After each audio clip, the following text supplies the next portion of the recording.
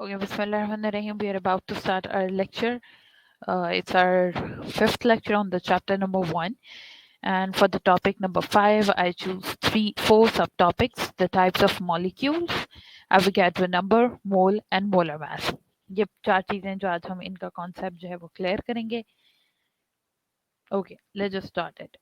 Types of molecule. Molecule की types हमने पढ़नी है, but first we have to understand what molecule is. A molecule is formed by the chemical combination of atoms. Chemical combination of an atoms. Atom की chemical combination के साथ, वो एक भी एटम हो सकता है, वो डिफरेंट एलिमेंट के एटम्स भी हो सकते हैं, एक से ज्यादा, दो से ज्यादा, तीन से ज्यादा भी हो सकते हैं. तो वो क्या बन जाते हैं? वो बन जाते हैं मॉलिक्यूल्स. ठीक है. मॉलिक्यूल जो बनता है by the chemical combination, chemically आपस में रिएक्ट करने से या केमिकली कंबाइन होने से, एटम्स का केमिकली कंबाइन होने से मॉलिक्यूल बनता है. This is a simple definition. It is the simplest unit of a substance. Substance का सिंपलेस्ट यूनिट क्या है? सब्सटेंस का सिंपलेस्ट यूनिट है molecule. So this line can come as your MCQ as well as for the short. What is the simplest unit of the substance? So अगर short में आता है तो molecule is the simplest unit of substance and molecule is formed by the chemical combination of an atom. और अगर ये हमारे पास MCQ में आता है तो सिंपली हम कह सकते हैं कि dash is a smallest unit of substance. तो क्या है? वो है मॉलिक्यूल स्मॉलेस्ट यूनिट है सब्सटेंस का. It shows all the properties of the substance and can exist independently. ये तमाम प्रॉपर्टीज, एक सब्सटेंस की तमाम प्रॉपर्टीज जो है वो शो करता है, और ये एग्जिस्ट कर सकता है इंडिपेंडेंटली. मतलब इसे किसी स्पेसिफिक कंडीशंस की ज़रूरत नहीं, ये इंडिपेंडेंटली किसी और चीज़ पे डिपेंड हुए बगैर आराम से एग्जिस्ट कर सकता है. तो ये तीन चीज़ें हैं. Definition, smallest unit of substance क्या है, दूसरा सवाल. तीसरा कि कौन सी वो चीज़ है जो इंडिपेंडेंटली एग्जिस्ट कर सकती है. So molecule can exist independently. Moving towards the next slide. अब हमारे पास पहली टाइप, ये हमारे पास टाइप नंबर 1 है. What is the first type of molecule? So it is mono atomic molecules. What is mono? Mono का मतलब है वन, सिंगल. एटॉमिक मतलब एटम्स, और मॉलिक्यूल मतलब एक से ज्यादा. मतलब जो एटम्स का कॉम्बिनेशन है वो है मॉलिक्यूल. तो एक एटम का कॉम्बिनेशन बेसिकली मॉलिक्यूल. वो मॉलिक्यूल जो consist of only one atom, सिर्फ एक एटम पे कंसिस्ट हो, is called monoatomic molecule. For example inert gas जैसे हीलियम. ठीक है. जैसे नियॉन. अब हीलियम कैसे होता है? हीलियम का एक मॉलिक्यूल होता है ये He, और एक He का मतलब है कि एक एटम मौजूद है. तो एक एटम, एक ही एलिमेंट का मौजूद है इस मॉलिक्यूल के अंदर. सो this is helium and this is mono atomic molecule, क्योंकि इसके एक मॉलिक्यूल में एक ही एटम है. आगे नियॉन है, Ne, एक एटम एक मॉलिक्यूल. एंड आर्गॉन, AR, एक एटम एक molecule. All exist independently. Independently exist करते हैं, किसी के साथ बॉन्डिंग करके जो है वो रहने की जरूरत नहीं पड़ती.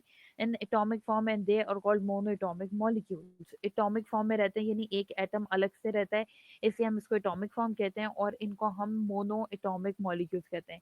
सो what is the definition of monoatomic molecules? A molecule consisting of only one atom is called monoatomic molecule. उसके बाद फिर एग्जाम्पल्स में number, basically all inert gases are monoatomic molecules. ये लाइन लिखने के बाद number 1 example is helium. Helium का symbol आपको बता दिया He है. One atom is equal to one molecule. Neon, neon second example है, इसका सिंबल आपको बता दिया है Ne, one atom one molecule. और थर्ड एग्जांपल है आर्गॉन. आर्गॉन में Ar आ जाएगा, सिंबल हमें बता दिया है, एक एटम है इज इक्वल टू एक molecule, and they are called monoatomic molecules. ये तमाम इनर्ट गैसेस एग्जिस्ट करती हैं in their monoatomic form and atomic form basically.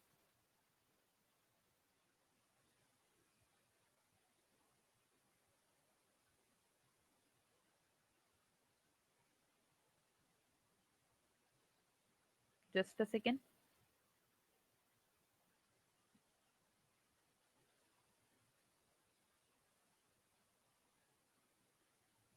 Okay, if you have any question related to the molecule or the first type of molecule, which is monoatomic molecule, You can ask me.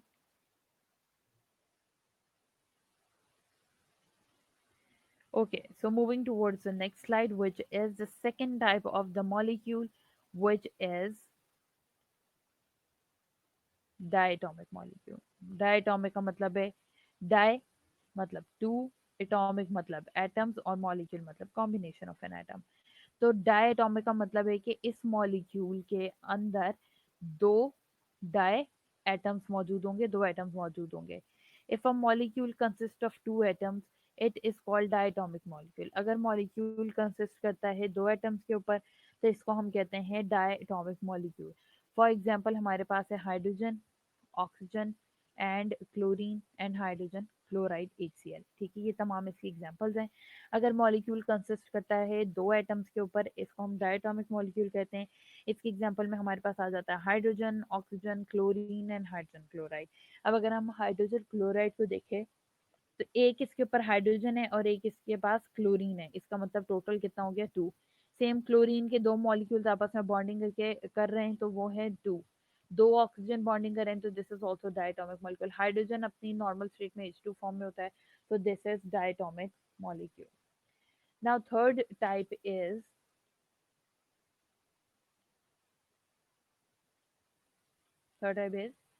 Try यानी तीन, atomic मतलब atom, molecule मतलब combination of an atom. तीन atoms का combination वाला molecule. ये consist करता है थ्री एटम्स के ऊपर and it is called try atomic molecule. इसको ट्राई एटॉमिक मॉलिक्यूल कहते हैं. जैसे H2O, दो हाइड्रोजन प्लस एक ऑक्सीजन,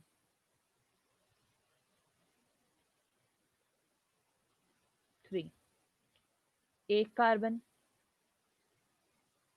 प्लस दो oxygen and carbon dioxide, total atoms three.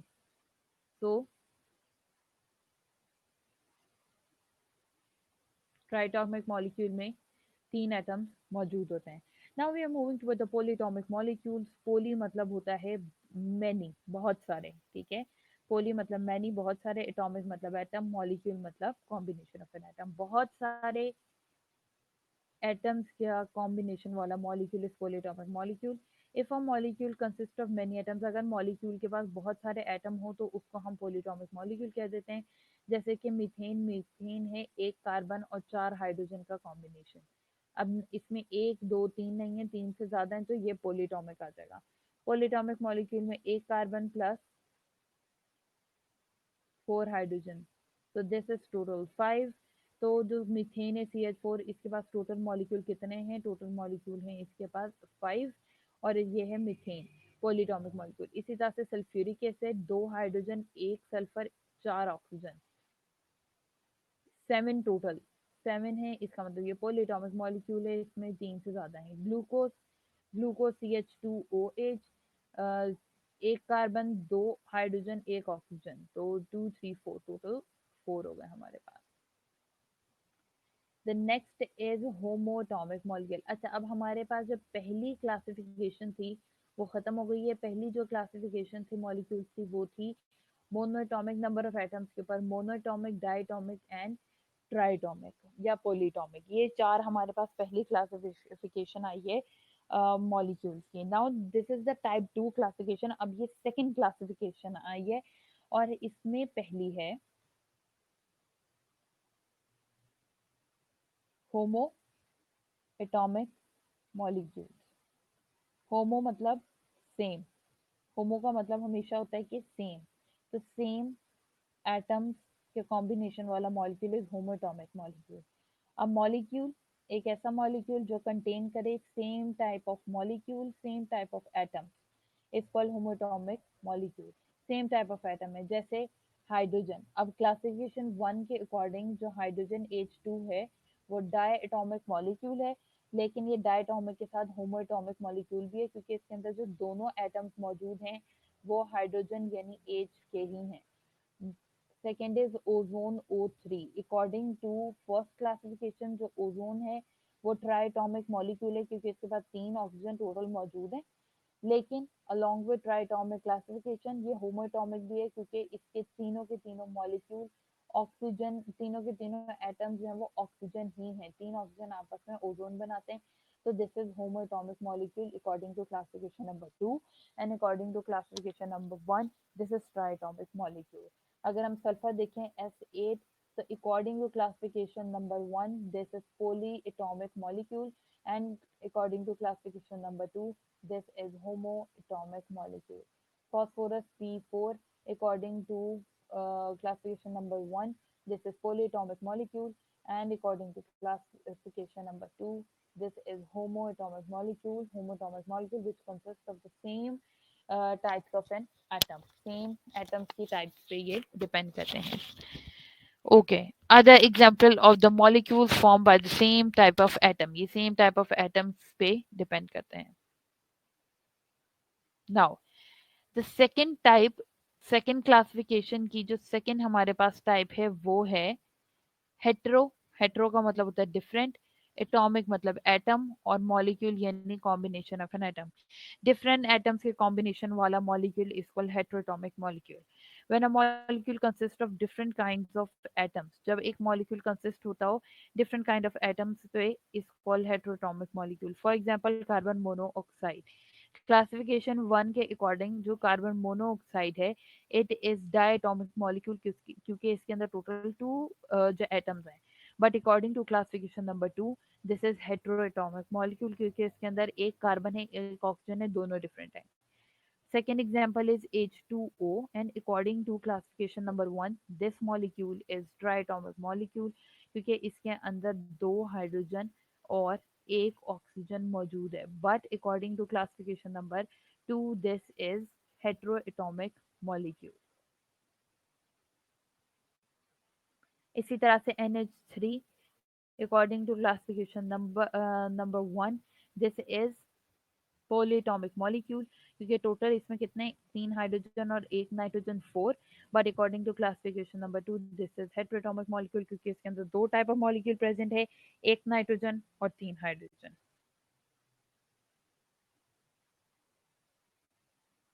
Okay. तो इधर हमारी क्लासिफिकेशन जो है वो खत्म हो रही है. क्लासिफिकेशन की हमने जो हेडिंग्स बनाई थी एक दफा मैं आपके लिए रिपीट कर देती हूँ.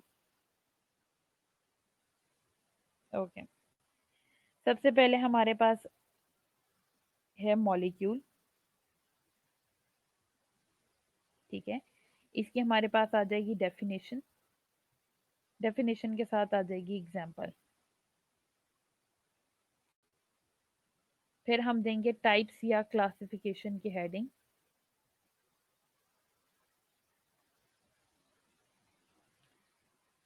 सब हेडिंग देंगे.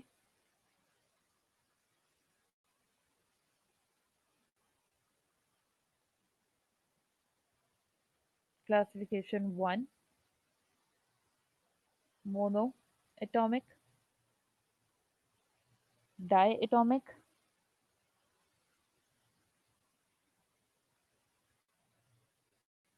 Try atomic. ये इसके देने के बाद हम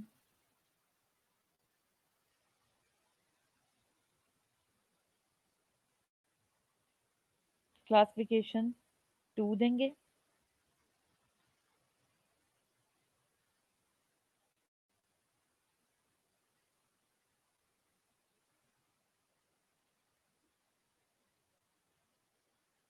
क्लासिफिकेशन 2 हमारे पास क्या है?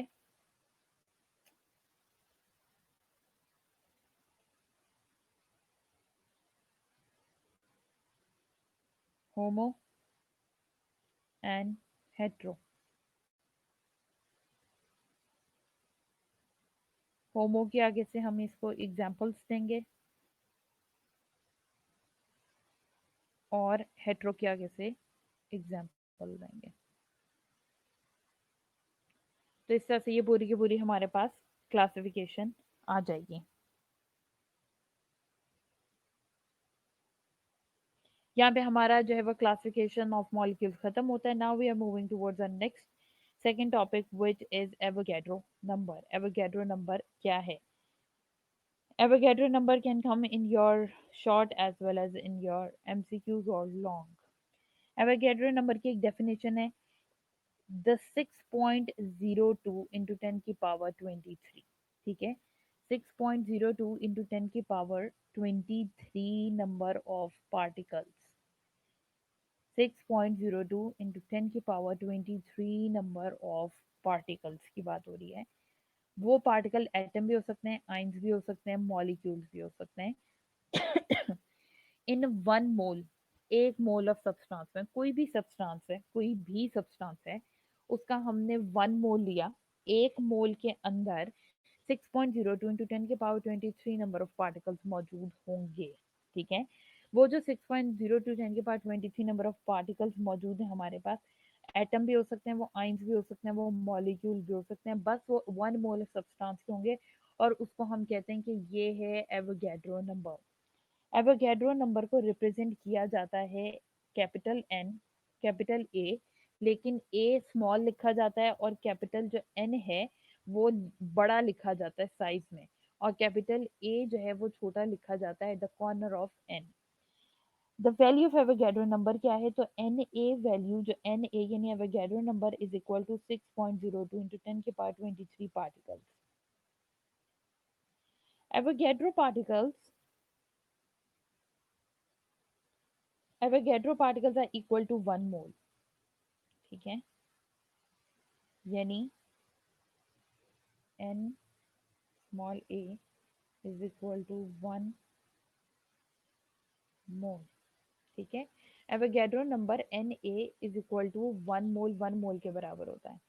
जैसे 12 अंडे एक दर्जन के बराबर होते हैं, यानी 1 dozen is equal to 12 eggs, उसी तरह से वन एवोगैड्रो नंबर जो कि 6.02 इंटू 10 की पावर 23 है, वो बराबर है 1 मोल के। ठीक है, ये एवोगैड्रो नंबर की वैल्यू है 6.02 10 के पावर 23, ये बराबर है 1 मोल के। तो हम कह सकते हैं कि N A is equal to 1 mole, और हम कह सकते हैं कि 6.02 10 के power 23 particles is equal to 1 mole. उसी तरह जैसे हम कहते हैं 12 eggs are is equal to 1 dozen, same चीज है। बेशक आप N A is equal to 1 mole लिख लें, बेशक आप 6.02 इंटू 10 की power 23 is equal to 1 mole, लेकिन अगर हम 10 की पावर इंटू 6.02 इंटू 10 के पावर 23 लिखते हैं, तो फिर उसके साथ हम पार्टिकल जरूर लिखेंगे। ठीक है, 6.02 इंटू 10 की power 23 particles is equal to 1 mole, या फिर Avogadro number 1 Avogadro is equal to 1 mole. हम इन दोनों में से कोई भी एक चीज लिख सकते हैं। अगर हम एवोगैड्रो नंबर की वैल्यू लिखेंगे, तो मैंने आपको बताया कि उसके साथ हम पार्टिकल जरूर लिखेंगे। अगर हम सिर्फ एन ए लिखते हैं या एवोगैड्रो नंबर इटसेल्फ लिखते हैं, तो फिर हम उसके साथ पार्टिकल्स बेशक ना लिखें, it's okay. Okay, this can come in your MCQs that 6.02 into 10 to power 23 particles is equal to 5 mole, 1 mole of anything, कोई भी चीज भी हो सकती है। 1 mole of oxygen is equal to 1 mole of oxygen has dash particles, कितने particles होंगे हमें पता है, एक मोल के अंदर 6.02 10 के पावर 23 particles हो सकते हैं। इसी तरह से 6.02 10 के power 23 particles of nitrogen is equal to, आगे 1 मोल, 2 मोल, 3 मोल को जो ऑप्शन दी होगी, तो वो हमने एक्सप्लेन करनी होगी कि वो 1 मोल है। So to understand the relationship of the Avogadro number, अब हमने एवोगैड्रो नंबर और मोल का रिलेशनशिप समझना है। हमने कहा कि एक एवोगैड्रो नंबर बराबर है 1 मोल के, पर ये रिलेशनशिप है कैसे। Let us consider a few example. हमने पहली एग्जांपल ली 6.02 इंटू 10 की पावर 23, 6.02 10 के पावर 23 एटम्स ऑफ कार्बन है हमारे पास, 6.02 10 के पावर 23 एटम्स कार्बन के, जो के बराबर हैं 1 मोल ऑफ कार्बन के। ठीक है, वही बात जो भी हमने पीछे की। इसी तरह से 6.02 10 के पावर 23 मॉलिक्यूल्स ऑफ H2O, ठीक है, वाटर का 6.02 10 के पावर 23 मॉलिक्यूल्स इक्विवेलेंट हैं, बराबर हैं 1 मोल ऑफ वाटर के। इसी तरह से 6.02 10 के power 23 formula units of NaCl, जो आयनिक कंपाउंड होता है, वो फॉर्मूला यूनिट से रिप्रेजेंट करते हैं ना, लास्ट लेक्चर में I have clear this point. तो अब इधर हम कह रहे हैं कि इतने फॉर्मूला यूनिट्स हैं NaCl के, जो कि बराबर हैं 1 मॉलिक्यूल ऑफ सोडियम क्लोराइड के। दस 6.02 10 के पावर 23 एटम्स ऑफ एलिमेंट, कोई भी एलिमेंट है उसके 6.02 10 के पावर 23 एलिमेंट्स जो हैं या फिर इतने जो मॉलिक्यूल्स हैं मॉलिक्यूलर सब्सटेंस के या फॉर्मूला यूनिट के, वो बराबर होते हैं 1 मोल के। ठीक है, कोई भी चीज हो। नाउ हमने फॉर्मूला यूनिट, हमने मॉलिक्यूल, हमने एटम्स, हमने सब्सटेंस से भी कर लिया है। अब हमें कॉन्सेप्ट रह जो गया है वो रह गया है मोल का। व्हाट इज मोल? एक एवोगैड्रो नंबर 1 मोल के बराबर है, ये तो हमने पढ़ लिया। But what is mole? So mole is defined as the amount, यानी मैस। अमाउंट का मतलब इधर मैस है, कोई भी मैस ऑफ अ सब्सटेंस, एक सब्सटेंस का मैस जो कंटेन करता है एवोगैड्रो नंबर ऑफ पार्टिकल्स। ठीक है, कोई भी ऐसा सब्सटेंस या कोई भी एक सब्सटेंस का मैस जो कि कंटेन करता है एवोगैड्रो नंबर ऑफ पार्टिकल्स, यानी 6.02 इंटू 10 के power 23 number of particles contain करे एटम के, मॉलिक्यूल के या फिर फॉर्मूला यूनिट्स के, वो मोल कहलाता है। So this is the same definition as we clear in Avogadro number. हमने एवोगैड्रो नंबर में एवोगैड्रो नंबर ऑफ पार्टिकल्स के हिसाब से किया था। अब हम बोल रहे हैं कि एक मोल को हम डिफाइन कर सकते हैं कि कोई भी अमाउंट ऑफ सब्सटेंस या मैस ऑफ सब्सटेंस जो कंटेन करे एवोगैड्रो नंबर, यानी 6.02 10 की पावर 23 नंबर ऑफ पार्टिकल्स, उसको हम मोल कहेंगे। It establish a link between the mess of a substance. इसका हम जो है वो लिंक बना सकते हैं मैस, सब्सटेंस के मैस का और नंबर ऑफ पार्टिकल्स का। ठीक है, as shown in the summary of molar calculations, it is abbreviated as mole. और इसको हम किससे एब्रिविएशन इसकी क्या है, जैसे एवोगैड्रो नंबर की Na थी तो इसकी क्या है m, small m, small o और स्मॉल l। जो एवोगैड्रो नंबर था उसमें कैपिटल N कैपिटल A था, इसमें स्मॉल m स्मॉल o और स्मॉल l है। ठीक है, now what is molar mass?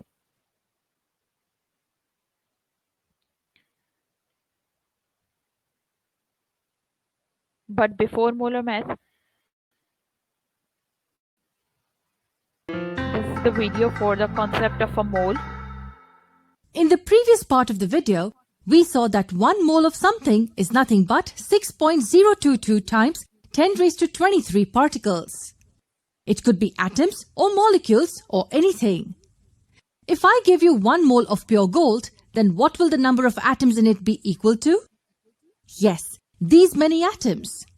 And 1 mole of pure water will have these many molecules. But what is the scientific definition of a mole? Scientifically, 1 mole is defined as the amount of substance that contains the same number of atoms, molecules or particles as there are atoms in 12 grams of carbon-12. Yes, even I didn't understand it when we read it for the first time. Let me break it down for you. Let me remove this definition from the screen. What we have on the screen now is 12 grams of carbon-12. Carbon-12 is one of the isotopes of carbon. Now 12 grams of carbon-12 is what was taken as a standard. What's so special about this? Can you guess the number of atoms here? Yes, it's 6.022 times 10 raised to 23 atoms. Now that you've understood this, let me repeat the definition for you. 1 mole is defined as the amount of substance that contains the same number of atoms, molecules or particles as there are atoms in 12 grams of carbon-12. Did you understand the definition now? It consists of 2 simple parts actually. It tells us that this part is equal to this part. The number of particles in 1 mole of a substance is equal to the number of atoms in 12 grams of carbon-12. That's it. That's all the definition tells us. Many people get confused when it comes to the concept of mole. Let's take many more examples to be absolutely sure. How about taking the same example of pure gold and pure water? When we say 1 mole of pure gold, then according to our definition, it will have the same number of atoms as the number of atoms in 12 grams of carbon-12. That means 1 mole of gold will have 6.022 times 10 raised to 23 atoms of gold. Similarly, water will also have the same number of molecules as the number of atoms in 12 grams of carbon-12. That means it will have 6.022 times 10 raised to 23 molecules of water. Remember, the definition uses carbon-12 as a standard. It is used to compare the number of atoms or molecules or particles present in the substance. But what's the mystery behind this number? A scientist named Lorenzo Romano Amedeo Carlo Avogadro came up with this concept. I know the name is long, so we will address him as Avogadro. So the number 6.022 times 10 raised to 23 is called as the Avogadro's number. It is just a number used to represent quantities. It's similar to how we use the word pair for 2 or the word dozen to represent 12. Similarly, Avogadro's number is the term used to represent 6.022 times 10 raised to 23 number of any entity. So can we go to a shop and say, I want Avogadro's number of chocolates? Of course we can. The only problem is that the shop won't really have those many chocolates, and neither will we be able to carry them back home. So getting back to the concept, Avogadro's number is just another number used to represent quantities. But the number is so huge that using this in daily life is not practically possible and advisable. Then why does the number exist if we do not use it? Yes, the number is not commonly used in daily life by us. However, it comes to the rescue of chemists that work with atoms, molecules, electrons, and many such small entities. That is the reason why it's used to calculate 1 mole of any substance. Let's talk about one last concept. We know that 1 mole of carbon-12 is 12 grams of carbon-12. That's because 12 grams of carbon-12 has the Avogadro's number of atoms. Now let me ask you a question. If you answer this correctly, it means you've understood the concept of mole. What will be the mass of 1 mole of pure gold? Will it be 12 grams? The answer is no. It will not be 12 grams. Note that in both cases, the number of atoms is the same, but the mass of an atom of gold is different from the mass of an atom of carbon-12. Hence, the mass of 1 mole of gold will definitely be different from the mass of 1 mole of carbon-12. So 1 mole of gold weighs around 196.97 grams. That is because mass of gold atom is different from the mass of carbon-12 atoms. Similarly, 1 mole of water will have the Avogadro's number of molecules, but it will not weigh 12 grams. So if we take 1 mole of water and find its mass, we get the answer as 18.015 grams of water. And I'm sure you know why. For the sake of comparison, if we take 1 mole of gold, 1 mole of silver, and 1 mole of copper, then all of them will have the same number of atoms in them. That is 6.022 times 10 raised to 23 atoms.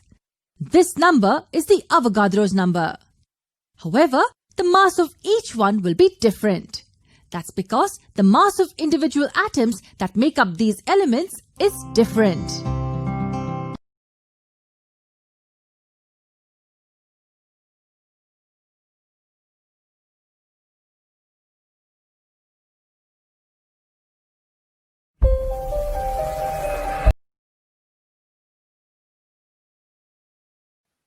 Okay. So I hope the mole or the Avogadro number का concept है how they relate to each other is clear to you after this video as well. Okay, now let's just complete this last point, which is the molar mass. What is molar mass? So mass is a substance. Mass वो कोई भी substance हो सकता है, either one of the following. कुछ भी हो सकता है, वो एक सकता है जैसे हम atomic mass कहते हैं, वो एक मॉलिक्यूल का मास भी हो सकता है जैसे हम मॉलिक्यूलर मास कहते हैं, और वो फॉर्मूला मास भी हो सकता है, वो किसी आयनिक कंपाउंड का मास भी हो सकता है जैसे हम फॉर्मूला मास कहते हैं. दीज मैसेज, इन तमाम मैसेज को हम एक्सप्रेस करते हैं in atomic mass unit which is AMU. So but when these masses are expressed in grams, लेकिन जब इन मैसेज को हम ग्राम्स में एक्सप्रेस करते हैं, ये कहलाते हैं मोलर मास. जब एक AMU मास, एक मास जो कि AMU के अंदर है, उसे हम कन्वर्ट कर देते हैं इनटू ग्राम्स, तो वो मोलर मास कहलाता है. So let me repeat this molar mass. Molar mass of a substance is either one of the following. Molar mass किसी भी चीज का जो mass है वो कोई भी एक चीज हो सकती है. Atomic mass, atom का mass भी हो सकता है, molecular mass भी हो सकता है, किसी आयनिक चीज का फॉर्मूला मास भी हो सकता है। These masses are express in atomic mass unit, इनको हम एटॉमिक मास यूनिट के अंदर एक्सप्रेस करते हैं और इनको हम कहते हैं कि ये है ए एम और you, AMU atomic mass unit. लेकिन जब इन मैसेज को हम एक्सप्रेस करते हैं ग्राम्स के अंदर तो ये बन जाते हैं मोलर मास। जब इन मैसेज को हम एक्सप्रेस कर देते हैं इन ग्राम्स तो ये बन जाते हैं मोलर मास। तो अब quantitative definition of the mole, अगर हम क्वांटिटेटिव डेफिनेशन देखें, क्वांटिटी, क्वांटिटेटिव का मतलब होता है क्वांटिटी और क्वालिटेटिव का मतलब होता है क्वालिटी। तो अगर क्वांटिटेटिव डेफिनेशन देखें मोल की, इज द एटॉमिक मास, ठीक है। Quantity, now this is your MCQ, that quantitative definition of mole is the atomic mass, molecular mass और formula mass of a substance expressed in grams, ठीक है। अब ये मोल की हमारे पास सेकंड डेफिनेशन आई है which is quantitative. And what is a quantitative definition of a मोल?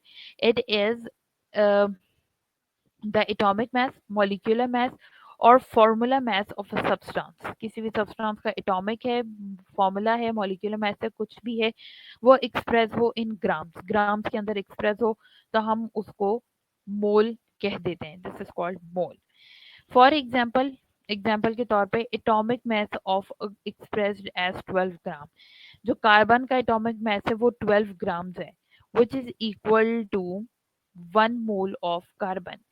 एक mole carbon के अंदर 12 ग्राम मैस है और 6.02 10 के पावर 23 नंबर ऑफ पार्टिकल्स हैं जो कि एवोगैड्रो है। इसी तरह से जो H2O है, मॉलिक्यूलर मैस है H2O का, वो 18 ग्राम्स है जो कि बराबर है 1 मोल ऑफ वाटर के, which is also equal to 6.02 10 के पावर 23 पार्टिकल्स ऑफ वाटर। इसी तरह से मॉलिक्यूलर मैस ऑफ H2SO4 है जो कि 98 ग्राम्स है और 1 mole of H2SO4 is equal to 98 grams of H2SO4 which is equal to Avogadro number. Formula mass of NaCl, अब ये आयनिक कंपाउंड है। NaCl is an ionic compound, it contain the sodium ion and chlorine ion. इसका जो formula mass है वो है 58.5 grams and 1 mole of NaCl is equal to 58.5 grams of NaCl. Thus the relationship between the mole and the mass can be expressed as, अब अगर हमने relationship लिखना हो एक मोल और मास का,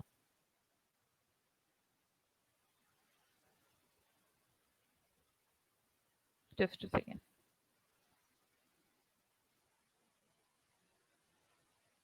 अब अगर हमने रिलेशनशिप लिखना हो मोल का और मास का, यानी 1 मोल और जो भी हमारे पास 12 ग्राम 58.5 ग्राम्स आ रहे हैं इनका, तो हम कैसे लिख सकते हैं? ये this is the chemical formula, number of moles. If you want to find the number of moles of any substance, कोई भी चीज है जैसे पानी, उसके नंबर ऑफ मोल्स हमने फाइंड करने हैं,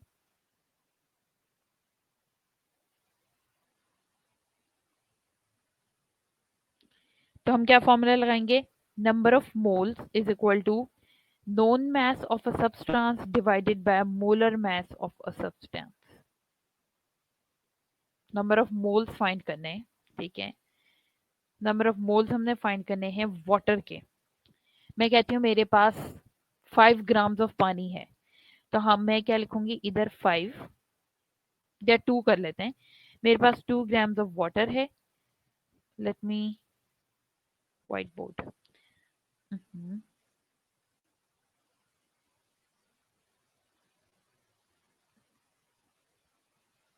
मेरे पास 2 ग्राम्स ऑफ H2O प्रेजेंट है जिसका मोलर मास है 18। मुझे इसके नंबर ऑफ मोल्स फाइंड करना है, तो मैं क्या करूंगी? नोन मास को यानी 2 ग्राम को डिवाइड कर दूंगी मोलर मास से, which is 18। 2 1s are 2, 9s are 18, so 1 by 9।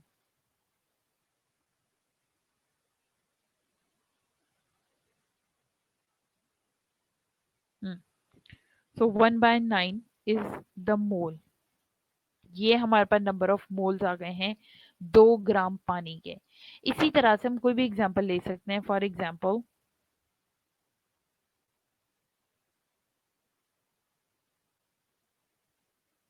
मैं कहूँ मेरे पास 20 ग्राम्स हैं H2O के और मुझे इसके नंबर ऑफ मोल्स फाइंड करने हैं। तो मैं क्या करूंगी, I will divide the 20 by 18।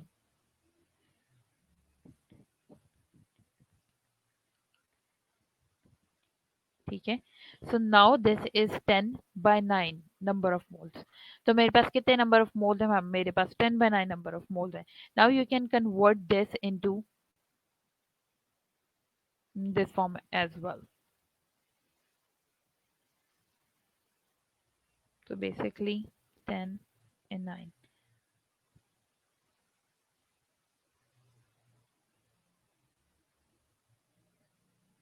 और ये कंटिन्यू रहेगा। तो आंसर इज 1.1111 मोल। तो कितने मोल्स मौजूद हैं मेरे पास? 20 ग्राम ऑफ वाटर के अंदर 1 मोल मौजूद है 20 ग्राम ऑफ वाटर के अंदर। उसके बाद ये क्लियर हो गया नंबर ऑफ मोल्स के लिए। Now second is mess of a substance. अगर मुझे मैस ही नहीं पता कितने सब्सटेंस का है, तो मैं नंबर ऑफ मोल्स को, इसको अगर मैं नोन मैस के साथ इधर ले जाके मल्टीप्लाई कर दूं, तो आंसर हमारे पास आ जाएगा नोन मैस ऑफ सब्सटेंस का। वही फॉर्मूला मोल्ड करके नीचे हमने लिखा है, मैस ऑफ सब्सटेंस अगर ग्राम में फाइंड करना है और हमारे पास नंबर ऑफ मोल्स मौजूद हैं और मोलर मैस मौजूद है, तो हम मैस ऑफ सब्सटेंस निकाल सकते हैं। For this let let's do some examples. For example, I have 2 moles of water. Molar mass is 18. I'm supposed to find the mass in grams. तो मैं number of moles को, 2 moles को multiply कर दूंगी 18 के साथ।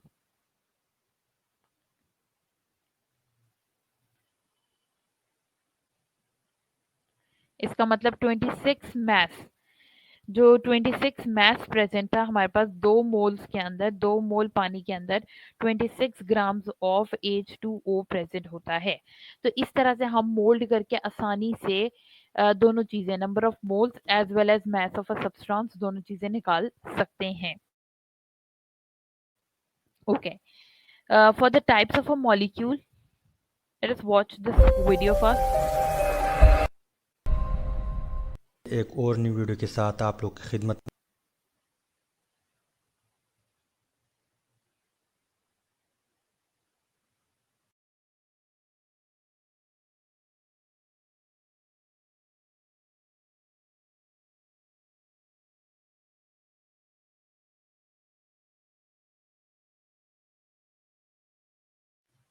Okay, so I'm generating a poll now.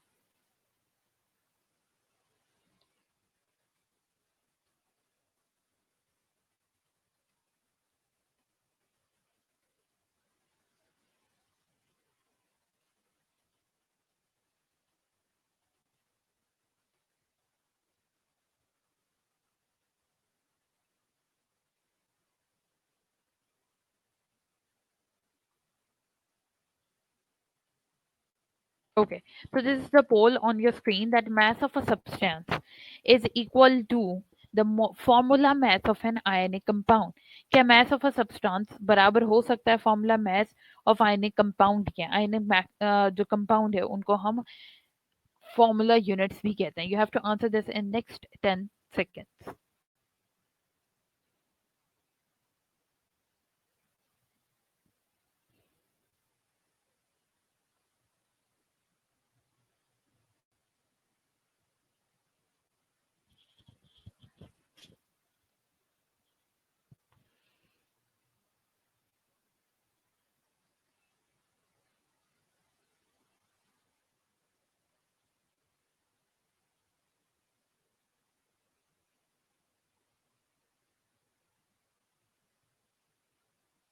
Okay, so I'm ending the poll now, and the answer is yes.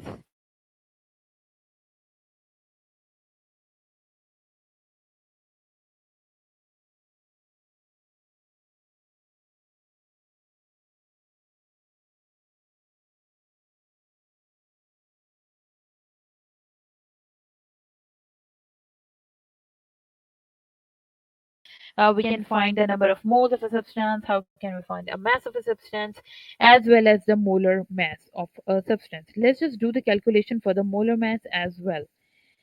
अब अगर मैंने दिया हो 2 moles of a substance, 2 moles of water with 26 grams. अब मैंने इसका क्या फाइंड करना है, मोलर मैस फाइंड, हाँ मोलर मैस फाइंड करना है। तो हम सिंपल सबसे पहले कोई भी फॉर्मूला लगा लेंगे, नंबर ऑफ मोल्स यानी 2 moles is equal to known mass 26 grams divide by molar mass. We don't have this, हमारे पास मोलर मैस नहीं है। तो अब हम क्या करेंगे, 26 ग्राम्स को डिवाइड करेंगे 2 से, जो कि बराबर हो जाएगा हमारे मोलर मैस के बराबर।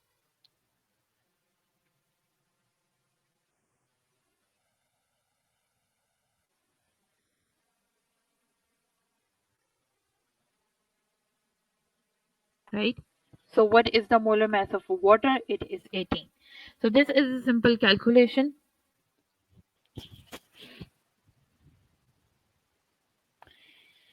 Let's just revise few things. हमने आज जो है वो 4 चीजें पढ़ी हैं, टाइप्स ऑफ द मॉलिक्यूल पढ़े हैं।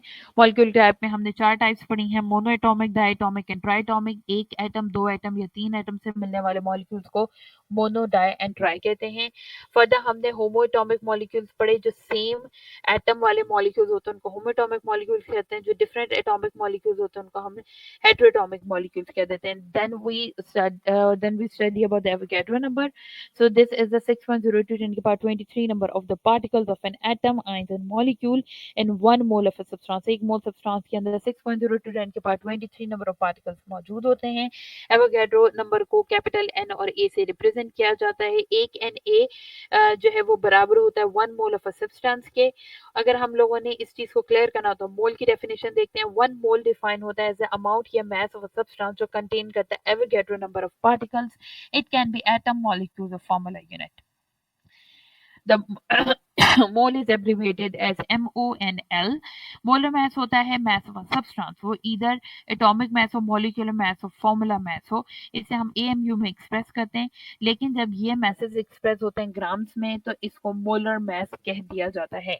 So according to this definition of a molar mass, quantitative definition मोल की बन जाती है। atomic mass, molecular mass या formula mass किसी भी सब्सटेंस का अगर एक्सप्रेस हो ग्राम्स के अंदर तो वो मोल कहलाता है।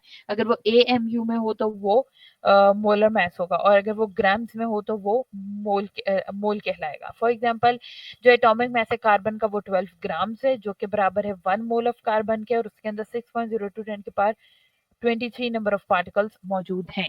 एंड पे हमने 2 फॉर्मूलाज किए हैं। नंबर ऑफ मोल्स अगर हमने फाइंड करने हो तो हम मैस को डिवाइड करते हैं मोलर मैस के साथ, उसी सब्सटेंस के या उसी एलिमेंट के। और अगर हमने mass of a substance find करना हो तो हम नंबर ऑफ मोल्स को मल्टीप्लाई करते हैं मोलर मैस के साथ। We have done few examples as well. हमारे नेक्स्ट लेक्चर में we will continue this topic and we will practice some more examples according to our syllabus। So that's it, this was our lecture for today। next lecture में हम और इसको explain करेंगे, इसी chapter के कुछ calculations हैं जिन्हें हम further explain करेंगे। Thank you and Allah Hafiz।